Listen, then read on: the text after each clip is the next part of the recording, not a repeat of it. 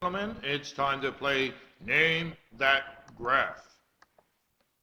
Here we have a very nice, or not so nice, square root function. It has everything imaginable done to it, been flipped on both axes, translated in x, translated in y. Okay?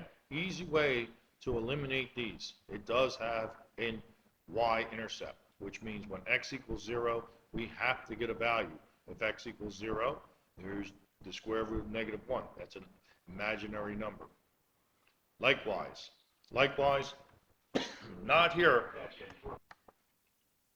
And now we're back after that interruption. So I'm going to settle in on this last one because look, if x is equal to 0, this is the opposite of -1, which is 1.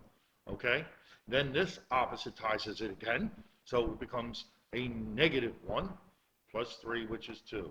Okay? And that's our x-intercept, our y-intercept right there. Name this graph. Actually, it's a cube root graph. Absolutely. Is it?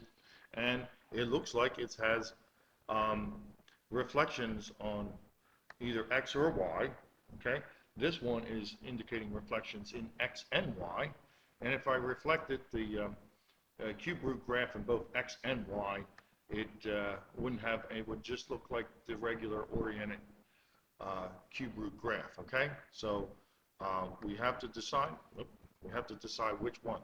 I'm going to go with finding the y-intercept.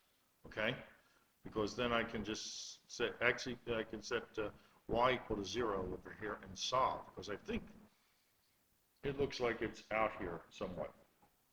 We also have the cube root of, we also have the x-intercept, which is actually 1. So we have to take the cube root of 1, which wouldn't happen here because this would be the cube root of -1. But then look what happened. The cube root of -1, then that would be -1.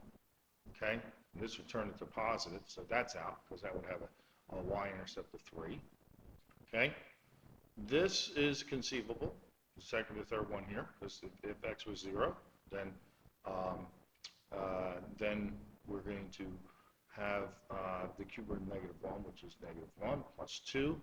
Okay, and that is going to be 1, which is the intercept there. I'm going to think this is the 1. Okay, and I'm going to go with that one. See if you agree. Okay, this is variation of 1 over x. Okay, the x is not defined at x value of 3. So this says x can't equal -3, so that's out. Okay, this one would be a value of x equaling 3, so that's conceivable. Okay, this one is conceivable as well, and so is this one. So which is it? Okay, well, you know what I'm going to do? I'm going to check my intercepts. Easy enough. If the x-intercept, if the y-intercept is when x equals 0, if I look at this guy, okay, with 0 in here, I get -1 over -3, which is 1/3. So 1/3 plus 2 is 2 1/3, and that looks like it comes right north of 2 1/3. Let me just check the other ones. Okay, x equals 0 here. Okay, this is going to go to 1/3 and 2 1/3 too. That's conceivable there. This is not because of that outside negative.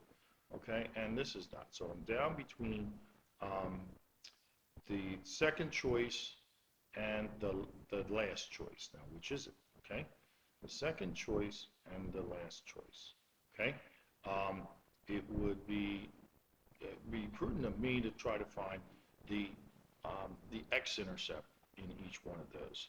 So I'm going to let you think about that. Find the x-intercept and come down to between the second and the fourth choice. Okay, and that is name that graph.